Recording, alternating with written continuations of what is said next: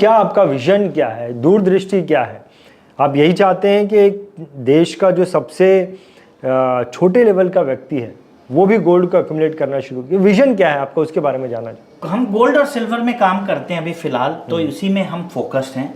हमारा विजन बहुत क्लियर है।